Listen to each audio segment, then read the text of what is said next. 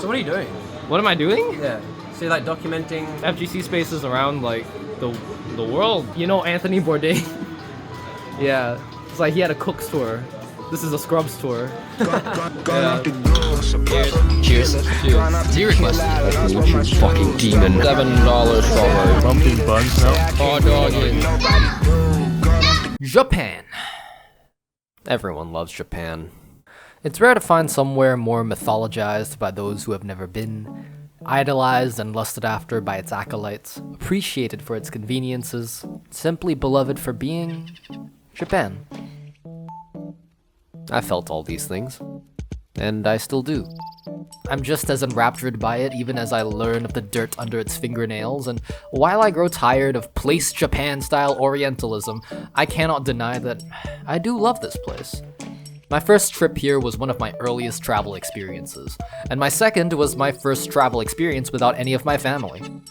Both were formative for me, and ever since, Japan has just kind of lodged itself in my mind as a milestone, a place that just means something whenever I get to go.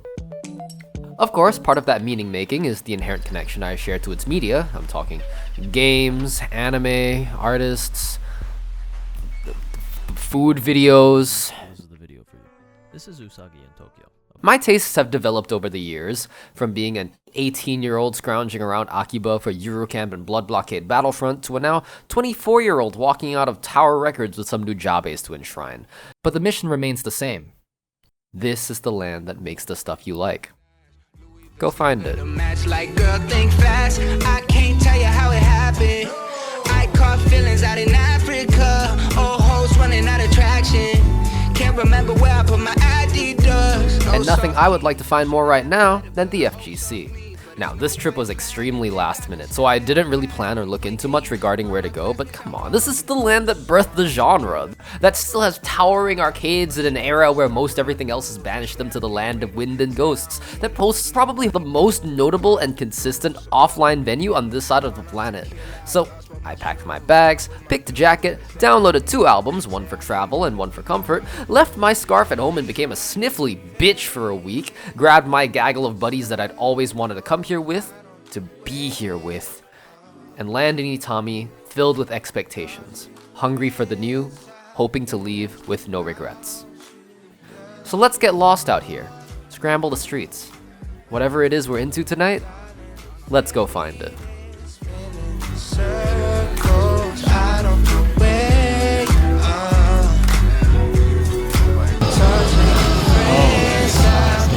That's a winner. Good? How's it? Just cheese and bread, honestly. Japan is not a homogeneous country. It's easy to think of it as a whole and boil it down to its common denominator traits and think that's about it, but every region is truly unique. That's why I was excited that our first stop was Osaka, the biggest city in Kansai, third most populous city in Japan. Over my previous travels, this city and neighboring Kyoto were probably the biggest question marks for me. All I had known was that this town was good for food, it's the origin of takoyaki and okonomiyaki and goro majima. I love you. I expected to eat my way through the city while dodging Mr. Shakedown. I expected a familiar experience with more mature lens rather than the rose-tinted ones I had on last time. I did not expect to fall in love. Dotonbori at night is beautiful. It feels trapped between the bright lights and blaring consumerism of a modern city and the warmth of a town food festival, but when you're here on the bridge overlooking the river, watching the boats disappear underfoot, it works. It grabs you. Some of the best moments I had was just walking along that river and waffling with my friends about God knows what. I just liked being there. Osaka was probably my favorite city I visited on that trip. That's with no fighting game locals here. Look, I don't expect a scene everywhere I go, but this is Osaka. This is is a big ass city. Plus, like CAG, like Cyclops Gaming is here. Goichi and Fenrich. Like what the? Come on, man. Like, where the fuck are you guys playing? What the fuck am I gonna put in this section now? To be entirely fair, this could have been prevented if I had just done more research and found that there wasn't much akin to an offline venue in Osaka currently. As it happens, there is a decently sized arcade scene here, but spoilers, I didn't actually end up going to any fighting game focused arcades while I was here, and I don't think I'd quite be the guy to navigate them. But at the very least, I know now what to look into when I come back. If you're interested in exploring some of the arcades here, the etiquette, the where to go, the when to go, I'll leave some resources in the description. Please completely ignore a video a certain stickhead YouTuber that moved to Osaka made a video discussing all the cool spots you could head up that he uploaded on like the last fucking day we were in Osaka, like on our last night there, and we were gonna leave, and then I saw that video and I realized fucking bull.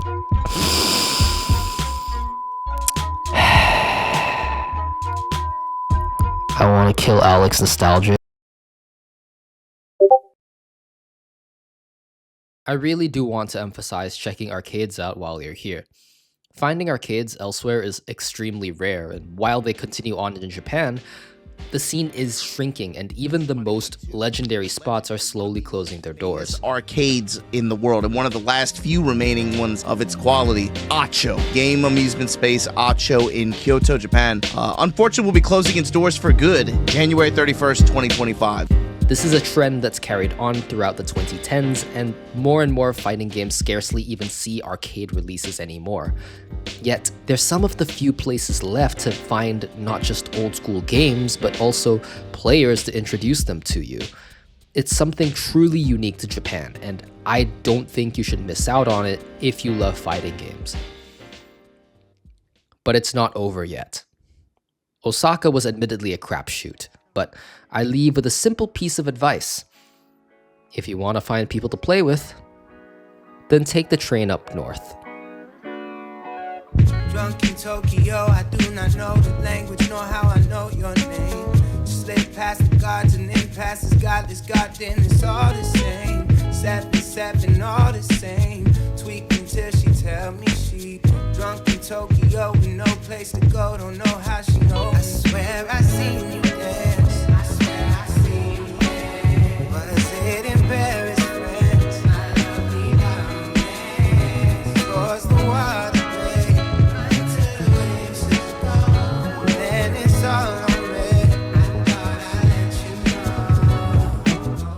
In some ways, I dreaded this. If you're going to Japan, of course you go to Tokyo. Of course you'll go around there. Of course you'll find everything there. It just seemed like the obvious answer. And with this being my third foray around these city streets, I already had an idea of what I was going to find. Shibuya is absolutely packed, Harajuku's possibly even more so. There's 5 different train stations in Shinjuku, and the main one boasts over 200 exits. The holy trinity of Lawson's, Family Mart, and 7-Eleven are locked in an eternal dead heat for who can be most accessible from your front door. It's a city-ass city, through and through. It has its benignities in comparison to the other cities, but under all that, it's still the same bustling, steel and concrete-laden clusterfuck. The people move fast, the traffic moves slow, and you can get anything you want or wherever you want to go. And where else would a pack of hungry 1.5 semi-retired weebs want to go more than Akihabara, the electronic and entertainment district? This is more or less anime mecca, and you'll find everything from bookstores to bookstores, figure displays, big box chains, taiyaki station, pepper lunch. I didn't really have much of a list I was headhunting for in the area, but somehow my bike and player senses tinkled hard enough that I sniffed out some of the fighting game stuff. The big finds were all in Kotobukiya, as you'd expect from a brand store. They carry a large variety of franchise merch across multiple floors. For SF6, there was a small section right next to the Hololive one, and the coolest thing there was probably these custom patches of the characters, so you can show all of your friends that you too like doing Rashid level 2 and to win the game. But most surprising to me was the Arc System section. It covers Strive, but there's also stuff from the older Guilty Gears, BlazBlue, and even... What is that? What the fuck is that? The character keychains are labeled with this cardboard cutout of their most iconic attacks from the game. There's fucking playing cards for you Johnny mains who just want to gamble in real life, pins and badges, files, soundtrack CDs for BlazBlue, Arcana Hearts, that one. Every day I wake up and I hope you're dead. And of course for Guilty Gear as well, but not Strive or Exert. They were of XX, including the elusive XX Reload Korean soundtrack, which contains tracks you won't even be able to find in modern releases of Guilty Gear games. If you haven't checked any of these tracks out, I highly recommend them. They are unsung classics. Rest in peace, Shinheichu. There was also a side panel that shows order slips for all the, at the time, upcoming figurine releases, like this one of Bridget and Roger, this one of Bridget, this one of Bridget, and Takogeki Mei. Takogeki. Outside of that, we found a Melty Blood box set in Lashinbang right next to the book section. And this is just the stuff I found walking around blind, but I'd imagine there's way cooler stuff if you really searched. Hell, there was a Guilty Gear pop-up cafe/bar that was going on in the area, and they've apparently been doing it every now and again. Highly recommend Nagaiyen's video on the whole experience. Go check it out. Okay, I will say, I did lie. There was one thing I was looking for in this area. It was fight stick stuff. I mean, of course, I'm gonna visit a shop for stick stuff. The only question is which? In Tokyo, there are online stores like Akekon, which is probably most well known for making the Zero series of fight stick cases, and Atasha, which covers probably the widest variety of products, including custom cases from Arcade Stick Indonesia and Kuramaki Studio. But here in Japan, we stumbled upon the physical store of choice for many players, Sengoku Densho. Sengoku Densho is an electronic parts store that first popped up in 1971, which means it predates Street Fighter II by a full 20 years. They call themselves a supermarket of parts and tools, and have been dutifully selling all manner of them throughout the ages, from plugs and cables to antenna coils, breakout boards, circuit boards, Raspberry Pis, high-frequency oscillators, guitar and bass parts, fucking solar panels. This is not your grandmama's big camera. This is not where you want to go to buy your Nintendo Switch. It is where you want to go if you want to build your Nintendo Switch. And with time, they've expanded from a single shop in the heart of Akihabara to 2. And also one more in Osaka. And yes, I found that out from the Alex Nostalgix video. So, yeah. Thank you, Alex. I'm sorry about everything I said just now. I will not kill you. For now. And hey, we're in Akihabara. Wow, who would have guessed where we're gonna go? Yeah. Sengoku Densho is a short walk away from Akihabara JR Line train station. After exiting the station, just walk out, turn right and turn left at the Melon Books, which is also a bookstore. Turn right after reaching the intersection, and then turn left again. And holy shit, I brought you guys somewhere without getting lost! Holy, bro, this is a huge achievement! Wait, no, there's a note here. Radio department store, arcade controller related game switch joystick. So currently we're here. We need to go to another one to find. No problem, since they so kindly provided the directions to get.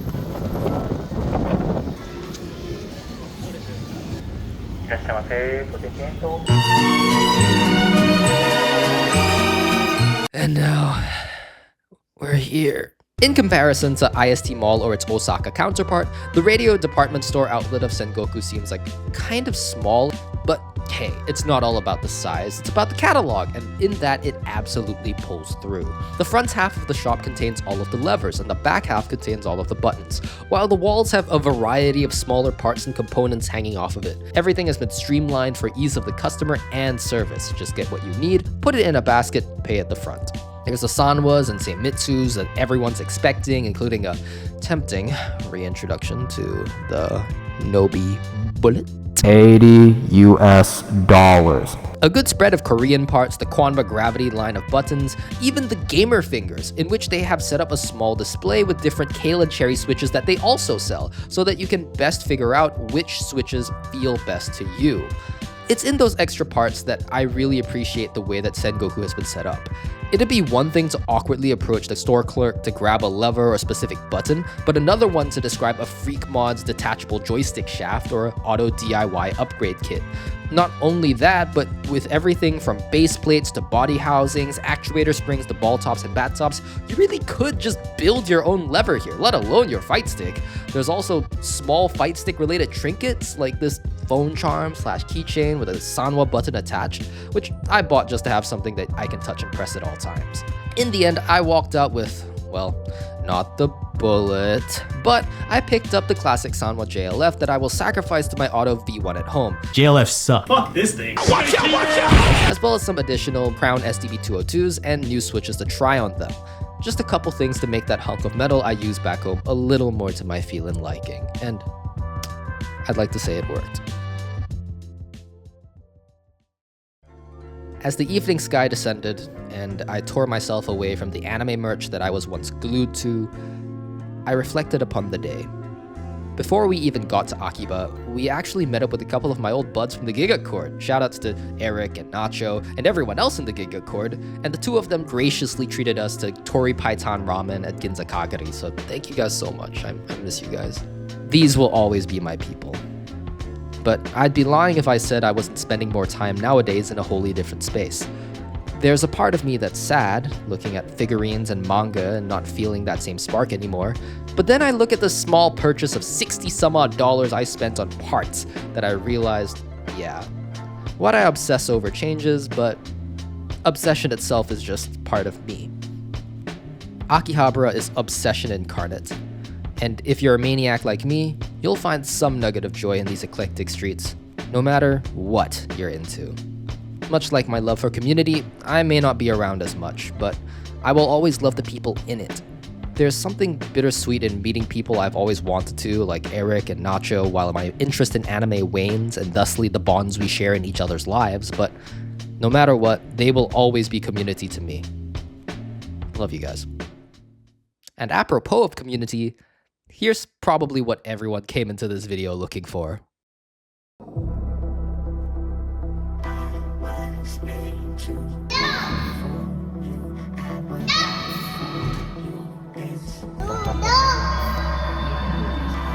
I'll tell you one thing for sure, those are crows in the car. Where are the ducks? I don't know where the ducks went. They're all gone. Oh god, they're all gone. I got nothing to say. They're actually all gone. It's insane. I'm upset. We talked about how the arcades have long since quietened down, and yet fighting games will seemingly be never rid of its spirit. Maybe of its stench of cigarettes and unsavory characters, but the genre is synonymous with its legacy. Of players like Daigo who managed to get unknowable win streaks in Darkstalkers, of rivalries like that of Itabashi Zangief and Nemo, of scenes like New York's Chinatown Fair and Seoul's Green Arcade. Legendary spots, now faded with time. As games receive better netcode and online spaces continue to flourish, what remains to maintain the offline spirit when the arcades close their doors? That is the importance of a good fighting game locals.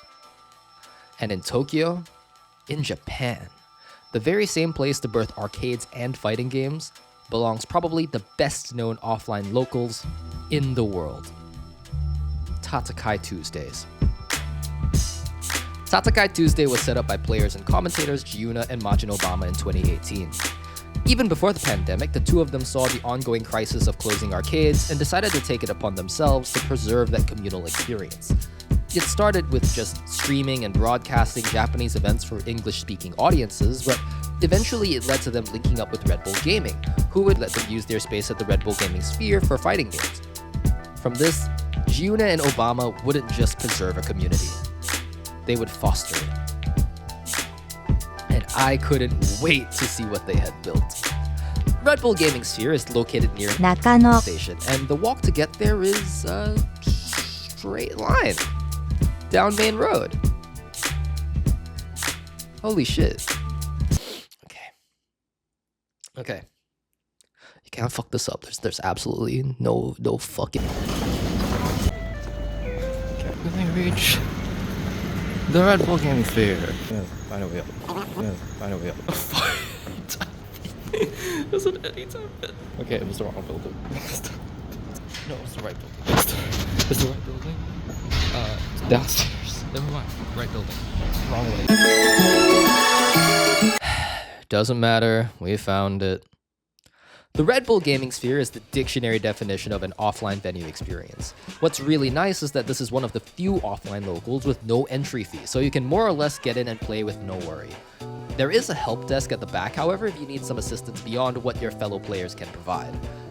Alongside ensuring no FGC player will escape the basement allegations, the cage grill surrounding the walls and pillars, the ambient lighting, and the screens playing major matches, including this huge screen wall, all perfectly captured the feeling of that arena stage from Guilty Gear Xrd. But the large booth seating and tables surrounding the main play area's modern stools let you know that you're not going to get destroyed by Kai setups in the corner. This is a gaming lounge for you to stretch out, relax, and have stress-free fun with your friends. Unless you came tonight to play in the tournament, because there was a Guilty Gear bracket, and you would be getting destroyed by Kai.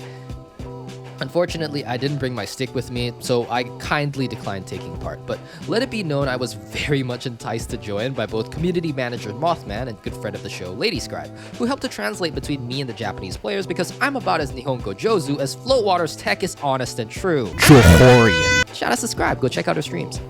Yeah, alright, so here is top 8 for Guilty Gear at Tatakai Tuesday.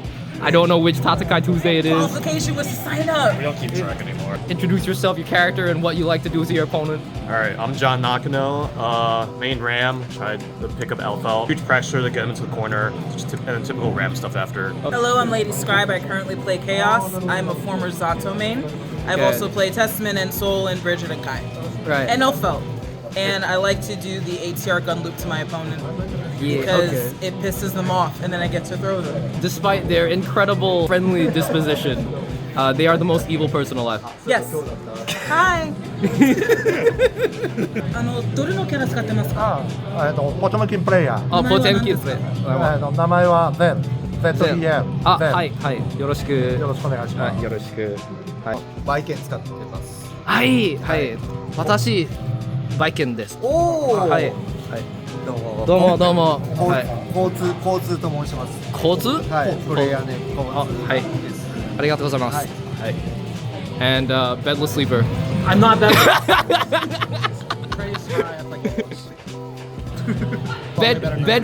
bedful restful. Oh, nice. He sleeps better than I do. No, no. They're definitely better than I am. Bedless, if you ever watch this, see you again at some point. And there's Mothman. They play only hot characters. LadyScribe. Oh, I'm gonna get smoked. She played Happy. And then we have Leo Color 10 over there. John Nakano and LadyScribe would succumb to the two bracket runners, while Kotsu the Biken would lose to perennial top-cut gamer Tatakai Zell. However, it won't be the last we hear of him. He'd go on to play at C Major 2024, where he would be thrust into Nightmare Seed, having to play against and losing out to Lord Daru after winning his very first match, which was against Gilgi, one of Malaysia's strongest. He would end up getting upset by another friend of the show, Haxford, who was on a tear then. Semifinals saw Jiyuna and Mothman fall to the old pot and the invading Goldie, and Trace would end up cleaning house, not even dropping a round to anyone. Can I get some? So you are the seven-person tournament winner. Yeah. The huge three match champion. Yeah. Bedful wrestler. Trace, aka not Bedless Sleeper, aka not Darkrai, aka not other Gold List players that are better than I am. Yeah. You are from Vancouver. How does like the scene, the sort of locals here compare to like Vancouver? I mean, they have a super nice venue here. I'll give them that. There seems to be more fresh faces here. It's kind of the Vancouver scene is kind of just. You might see a couple new people every now and then, but it's usually kind of like the core group. Few. It's fun. I quite enjoyed both. You mentioned before, you know our god. Oh, Memo Carp? This guy Memo Carp? Come on, kid. Nah, this is hopeless. This is hopeless. Yeah, he slid into it. There's a Tommy right there. There you go, Biken, congratulations. Memo Carp, congratulations, Biken winning your first major. Yeah, Memo Carp's the homie. Lives close-ish enough that we can meet in person a couple times a year. He's over for tournaments and stuff, and we've played a lunch. So super good, super strong, better player than I am. Plays a lot of gacha. Definitely rotating a bunch of gacha games. Sitting down for dinner, there's gacha. He's working. He's doing those daily grinds. Also, what's going on? You might want to go and say hi. Oh yeah, I should. All right, but thank you for the words. Thank you. While all this was happening, I was between the various play areas hanging about. The locals I've been to always feature the same lineup of games I've come to expect. Street Fighter, a little bit of Stripe, a little bit of Tekken. Okay, a lot of Tekken this time because they were gearing up for the release of Tekken 8. This day at Tatakai, I attended more or less serving as the send-off for the previous title. Some of the coolest stuff I saw, though, were the more fringe games. You always are gonna get people running whatever the heck they liked at locals, CVS2, Marvel, and of course, the anime fighters like BlazBlue, but rarely does it attract much of a crowd. And yet, here I was in this booth area with 4 setups shared between Melty Blood and Granblue vs. Rising, with a regularly rotating cast of people coming by to spectate or play the games. The presence of activity here intrigued me, so of course, I had to find out more. I'm JumpShujinkou. Yeah, it's a weird ass name. I'm an Australian and I live in Japan. I run Melty Blood at Tatakai Tuesday. So you've been helping out with Tatakai Tuesday over here for the better part of how long? It just kind of happened. All the space was like, nothing was happening. So I just said, screw it, I'll try and make Melty Blood big. And then like over the course of like 6 months, every Tatakai Tuesday there's like one more new person. Like around even Japan, that's where I had the opportunity to get like into the Japanese community. I was like, hey, I do this. And like, oh, what? And then like a bunch of people started showing up. We get like 30 people, like every Tatakai Tuesday, it was crazy. And then I guess I just became staff. Like there was no like formal like, you are now staff. Can you staff? No, you are the staff. You are now staff. Oh shit, okay. This seems to be a running theme with the community leaders at Tatakai, because as it happens, Mothman also had a very similar story. I'm Mothman, or my name's Riley, but people here know me as Mothman or Moth. I set up and run basically all the Guilty Gear stuff. We had Trace and Cal and Bueno working as staff. Trace was unable to make it for a few weeks.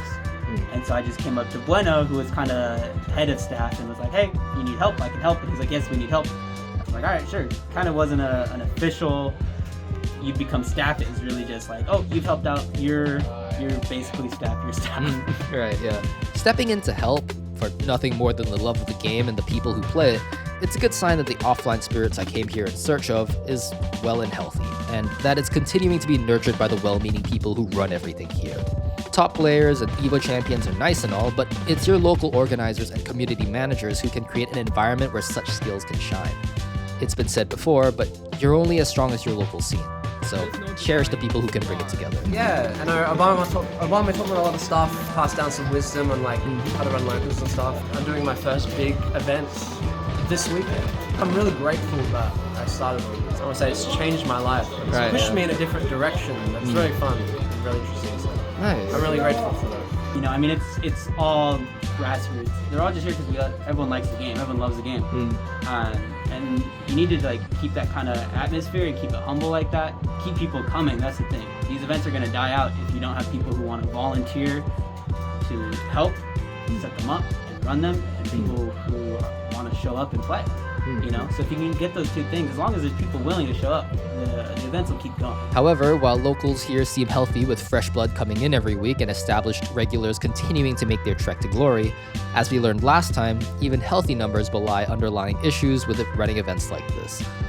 And Tatakai's problems are one that's truly unique to this region and its players. Obviously, I'd like to keep it growing. This is kind of like Gaijin town with a lot of these games. Considering the events are all run primarily in English, and most of the people who are speaking English, it might be intimidating for some of our local players who only speak Japanese. If any goal I could set in 2024 for this event for Guilty Gear would be getting this more open to the local Japanese scene as well. Because I mean, obviously there's a wealth of very, very strong Japanese players, and I just need to start going door to door, knocking on their doors and be like, hey, come play at Tatakai. Just rip the doors open. It's Exactly. like, wake up, it's Tatakai Tuesday. That's what I'm saying. I mean, Zell wins very frequently. He's one of our best players, so I need to start knocking on Gobo's door. And Gobo. like, yeah, come kick his ass.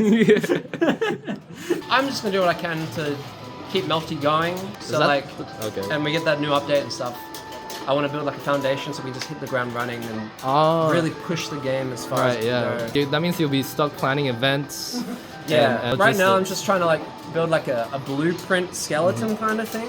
Right. So even if only like 10 people show up or whatever, I want to just keep that going, create that timeline so it can just like flourish when we get that big injection of hype and momentum from a new game. if next week was the last week that like Melty Blood would exist in the universe forever, what would you do within that 1 week? Just remember how lit it was. I don't know. It was a sick. It's been a sick experience. You know, this game took me to America for the first time. You know, it's like for Evo. Yeah, it's just the opportunities. That's very special. You've gone from Australia to Japan to Evo in America in Las Vegas, all because of this game. Yeah, that's an incredible. And that's community. incredible. It's the people I've met. That's, yeah. That's actually really cool. It is. It's a beautiful fucking thing, man. Alright, is that? Yeah, I think that's about. I can't think of anything else. Can we go over there? Melty Blood's a sick ass game. Hell yeah. Papa Melty. Hell yeah. Trust Kamone. He nerfed shield one time, he can do it again. He'll definitely do it again. Right, thank you very much. Thank you so much. No worries. Well, it's been a year now. Blessed by the god of bad timing, it seems I can't stop making videos way late.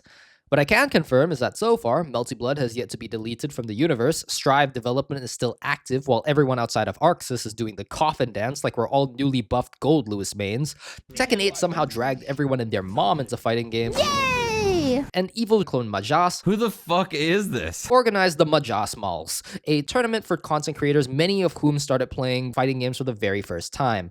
Some of them even going as far as to play fighting games at their locals for the first time. Locals that included Tatakai Tuesday. A year is a long time. A lot can change. I wonder how they're doing.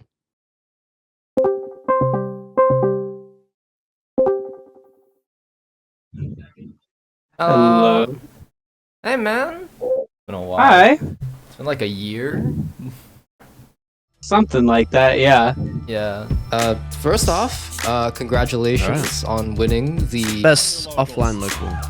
And the winner of the best local is needs no introduction, Tatakai Tuesday. Yeah, no, that was really cool. Obama gave you the shout out. Been running it, but the truth is that event doesn't go down any Tuesday without, over the course of 7 to 8 years, 50 different people. Yo, give me like 10 seconds to just run off names. Banana every week, Jump every week, Jonah, Kagemaru, Suzu King, Fighter. He did. It was, I think for me and Banana, that hit a lot. It was like a feels good band kind of vibe because it's like we've been doing this for like nearly 3 years at this point. The fact that like the first, he's like, I could list off like 50 people, and like the first two was like him and me. It was like, that was like a feels good man kind of thing. What's changed at Tatakai over the last like year or so? Over the last year, people have started bringing more kind of niche things. I mean, we've had Exerd, we've had Blaze Blue. A lot of times Bueno will bring like an arcade setup that's got a ton of stuff on it. So we'll be playing like Dondonpachi or Pepsi Man, like the weirdest stuff in this area where I'm set up now. Jump runs Beyblade. I ended up getting the cage area. I used to run like a couple Melty Blood setups. The game has fallen off. People aren't really showing up. So I kind of just like gutted the cage. I don't know, I kind of wanted to do like a side event and make like a kind of like point of interest between like all the titles. I was starting to brainstorm ideas, and the Sharon was like, oh, we could start Beyblades. Yo, that sounds hype. Everyone was just so on board, it was insane. We've also just gained a lot more traction. So on a weekly basis, we get anywhere between 90, 100, 110 people. Nice. For all the games combined. You were saying actually, the Japanese players don't actually come out to Tatakai as much. How has that been going since then? Yeah, so that is less true now, I think.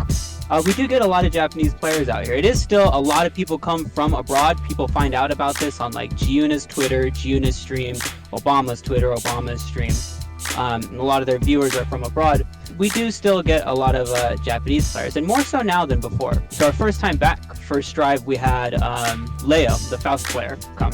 And he brought some friends as well. For the Guilty Gear side, I'm not 100% sure who comes for Tekken, but we do run a Japanese Tekken stream as well. We co-stream in English and Japanese. Right. So I'm sure that's also getting the word out there for more local players. I did like a massive event called French Bread Game Night. You just come hang out and like play friendlies and stuff or whatever, and then we do like some like 2-on tournaments. We call them Taisenkai here. Like they're just like, and I really wanted to get illustrators and like cosplayers involved. And one of my guys, Kore-san, he got connections to like Komike, Hype Moon, Dojin artists and stuff. We did like a fan art gallery thing, like 60 plus 70 illustrators all like submit art. And Mitoroga sensei, so she writes the Melty Blood manga right now, like the Pleasure in Paradise. She's been very supportive of this. So yeah, the first time we did it, we got like 100 people. The second time it got bigger, we got like 120, and then like the third time we got like 150. I was seeing people that wouldn't normally come to these kinds of events, but like they follow like the illustrators, and they came over and they took photos and things. Some illustrators came out to play, which was really dope. What's the plans for Tatakai going forward in 2025? What's the hope? Right now, I mean, just keep working, expand it, keep doing what we're doing. Really, I mean, we're on like a really good track right now. Everything's been growing steadily. We have a lot of people coming in. We're more popular than we've ever been, I think. So keep working on that. Keep it going. Keep people coming, happy, and just keep this whole system like afloat, you know, keep people playing fighting games locally. Yeah. To me, it's more than just being able to meet up with your friends and play the games you love. It's where the creed and code of the FGC is upheld. While you're there, all manner of salt and rage from behind the screen dissolves into the atmosphere. When your opponent straight up just twerks on you and then looks you dead in the eyes with a devious smile, it's impossible to keep a straight face. And then when you're going for dinner in a large group, struggling to find a restaurant that will house all of you, asking the people still playing if they want to come along or want us to just get takeout, staying till closing, working with people you were just beating or beat you to pack up and move and clean. To get that feeling that you're part of this thing larger than yourself? I've come away from my locals with some of the best friends I know now. People who I've happily hung out with even outside of fighting games. Some of the most A+, honest to God, good people I've ever fucking met. Not everyone is, and you should be careful, but in a world that makes me feel more isolated with every passing day, I crave these places where I can never feel truly alone. Maybe it's different for you, but that's why I love it. Go to your locals. So for me, it's about what can we do to create the environment, create it ourselves. The environment that reminds us why we started playing these games in the first place. And it's, you know, these kinds of events, the truth is, they're not always gonna be there. And from a player perspective, I can definitely come around to the point like we don't always take advantage and we don't always acknowledge those events the way we should when we have them. But to me, too, if I can go mask off for a second, the publishers are in the house. These events carry y'all's games, bro.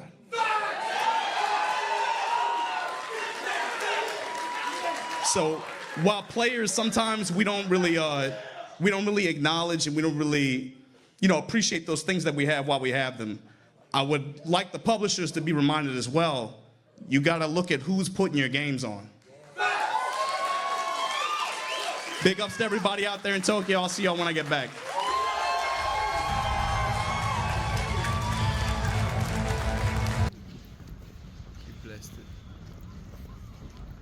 Japan.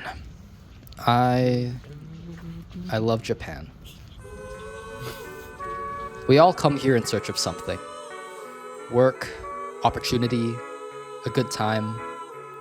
For me, I just wanted to be in the place that makes all the stuff I love. And in the end, I found it. All of it. Obsession is simply passion on a runaway train. No destination, just hopping on and enjoying every part of the journey.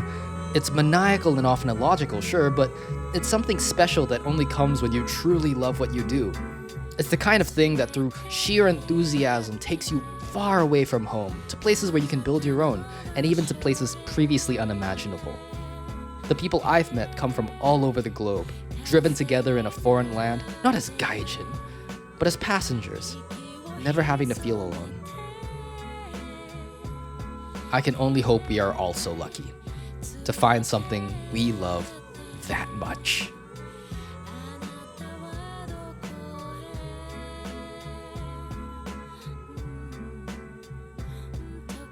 But to end all this off, I would like to acknowledge my mistakes.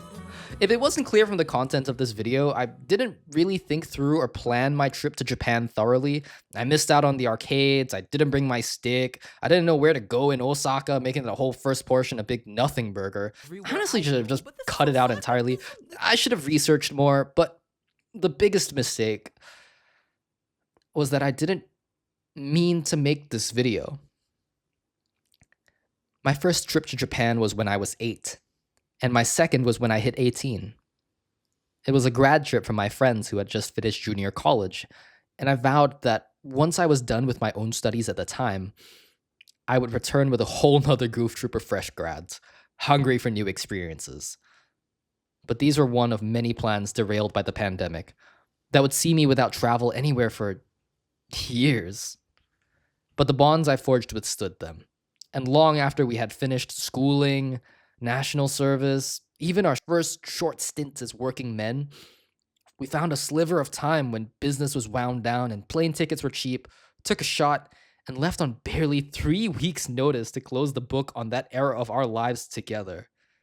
Honestly, my priority was to spend time with my friends, to cherish bonds, to honor the people who helped make me who I am, who changed my life. So yeah. Thanks for watching my grad trip video. I'll see you guys next time. There's one thing that's always been in the back of my mind is that when I met you in 2018, there was always I think there was like one artist that you pushed to me, like almost as much as Frank, almost as much as Tyler, almost as much as everyone else. Oh, who? Daniel Caesar? No, we were both on Daniel Caesar. Yeah, You we didn't were have both to on push. Daniel Caesar. I didn't have to push that. You didn't have to push that at all. No. Right, who? And it's the one artist that I've been listening to and like coming back to a lot when it comes to this trip specifically. It's Berhana. Yes, sir. Yes, sir. Yes, sir. Do I love his lyrics, right? Hmm? And I think he does love Japan.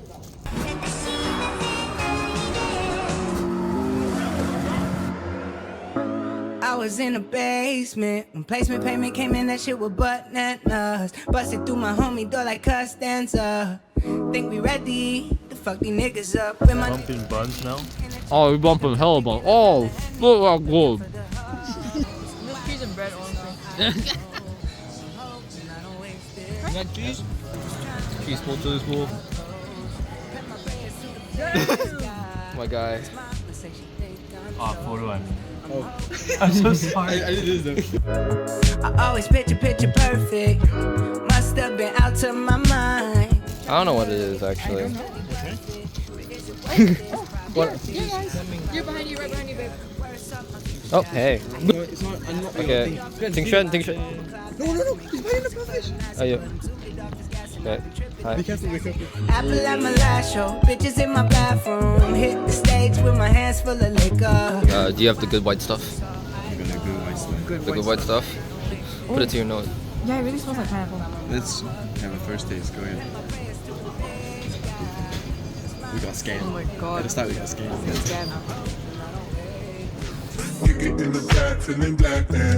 The experience is burning your mouth eating it. I can't even put it in my mouth. My guy got balls. Cajones.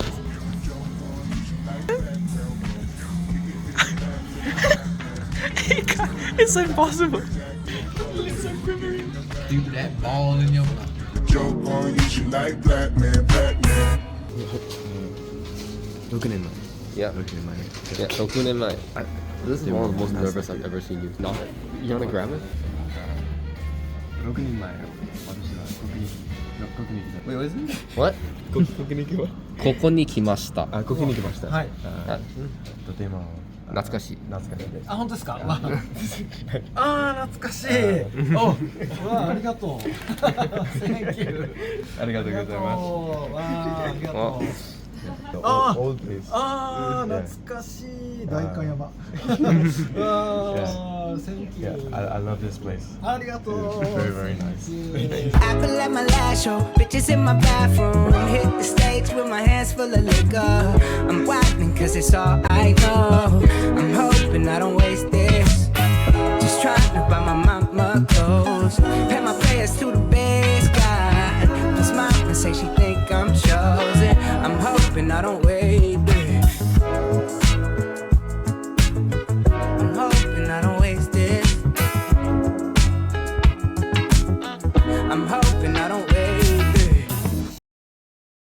They were all here. They're all here. They never left. They were just chilling. The ducks!